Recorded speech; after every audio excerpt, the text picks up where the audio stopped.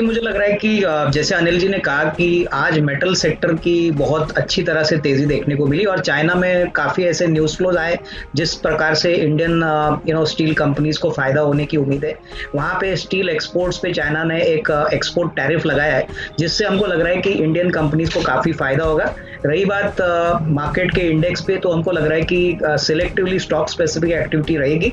Positional view के लिए हमको लग रहा है मेटल सेक्टर में सेल बहुत ही इंटरेस्टिंग बेट लग रहा है। हमको लग रहा है कि पहले तिमाही के नतीजे बहुत ही दमदार आएंगे और अभी भी रिस्क रिवॉर्ड काफी इंटरेस्टिंग और काफी स्ट्रांग है। तो इस लेवल से अगर 8 से 10 दिन का नजरिया है शॉर्ट टर्म ट्रेडर्स के लिए तो खरीदना चाहिए।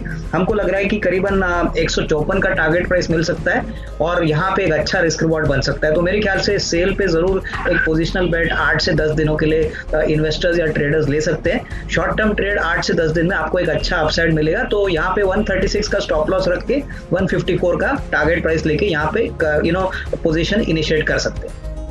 डेफिनेटली जो स्पेशलिटी का प्रोडक्ट पोर्टफोलियो है वहाँ पे उम्मीद है कि जिस प्रकार से प्रीवियस कॉन्फ्रेंस कॉल में मैनेजमेंट ने कहा था कि मार्जिन इंप्रूवमेंट के लिए जगह है और यहाँ पे ग्रोथ मोमेंटम काफी स्ट्रांग है। तो अगर कमेंट्री यहाँ से अच्छी आती है तो स्वाति मुझे लग रहा है कि इवन इस लेवल से स्टॉक बढ़ना चाहिए। मुझे लग रहा है कि अगर नतीजे उम्मीद से काफी अच्छे आते हैं तो डेफिनेटली यहाँ पे आपको 740 750 का भी नियर टर्म का टारगेट पॉसिबल लग रहा है। और मेरे को लगता है कि जो इन्वेस्टर्स थोड़े से रिस्क एपिटाइट ज्यादा लेते हैं उनको मेरे ख्याल से एक दिन नतीजे के पहले अगर कल सुबह वो खरीदते हैं तो शॉर्ट टर्म में भी एक थोड़ा सा अपसाइड इनको मिल सकता है। हालांकि इन्वेस्टमेंट पॉइंट ऑफ व्यू से कोई गिरावट अगर आती है तो इसको डेफिनेटली बाय ऑन डिक्लाइन जैसे खरीदना चाहिए। मुझे लग रहा है कि स्वाति नतीजे डेफिनेटली वीक आएंगे क्योंकि जैसे वरुण ने कहा कि बेस इफेक्ट का एक अच्छा प्ले आउट होगा। पिछला अप्रैल टू जून इनके लिए बहुत ही मजबूत था, 25% की वॉल्यूम ग्रोथ थी। इस बार वॉल्यूम ग्रोथ नेगेटिव होने की अपेक्षा है और सबसे बड़ी बात स्टॉक में मार्जिन इंप्रूवमेंट नहीं दिख रहा है। Commodity prices, raw material prices बढ़ने के कारण हो सकता है कि मार्जिन में भी थोड़ी बहुत गिरावट देखने को मिले।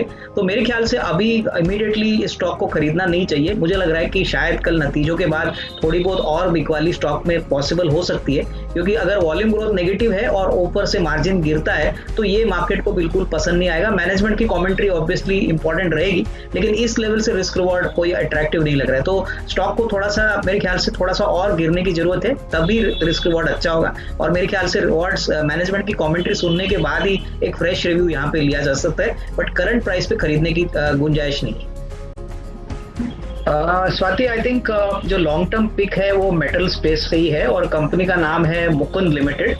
हमको लग रहा है मुकुंद एक बहुत बड़ा टर्न अराउंड और बेनिफिशियरी रहेगा क्योंकि ये कंपनी बेसिकली स्पेशलिटी स्टील बनाती है ऑटो सेक्टर के लिए, बेयरिंग सेक्टर के लिए। और अभी जो बड़ी डेवलपमेंट इस कंपनी में हुई है वो ये कि कंपनी ने करीबन 3000 करोड़ का जो उनका कर्जा था वो काफी कम किया है। करीबन 1400 करोड़ एज ऑफ जून 2021 हो चुका है और करीबन 750 करोड़ का कर्जा कंपनी रीपे करने वाली है। तो करीबन FY22 मार्च तक अनुमान है कि जो डेट होगा कंपनी का वो 1000 करोड़ होगा। कंपनी ने खुद कहा है कि करीबन 200 करोड़ का इंटरेस्ट वो हर साल बचाएंगे और कंपनी ने ये भी जताया कि कैपेसिटी करीबन 50,000 टन से वो बढ़ा रहे हैं। मुझे लग रहा है कि कंपनी के फाइनेंशियल्स काफी अच्छे होंगे क्योंकि ओवरऑल जो कस्टमर बेस है कंपनी का बहुत बढ़िया है। हुंडई, सुजुकी, महिंद्रा, बॉश जैसे MNC कस्टमर्स और इंडियन कस्टमर्स इनके पास है और नंबर्स मेरे ख्याल से आने वाले क्वार्टर में रिफ्लेक्ट होंगे। तो स्टील सेक्टर में बहुत ही सस्ता और बेहतरीन स्टॉक है तो ये खरीदने लायक है, डीप वैल्यू स्टॉक है। तो करीबन 6 से 12 के महीने की अवधि में हमको लग रहा है कि करीबन 200-205 रुपए का टारगेट प्राइस पॉसिबल है। तो इसको जरूर अपने पोर्टफोलियो में खरीदिए और अच्छा खासा अपसाइड यहाँ से पॉसिबल लग रहा है।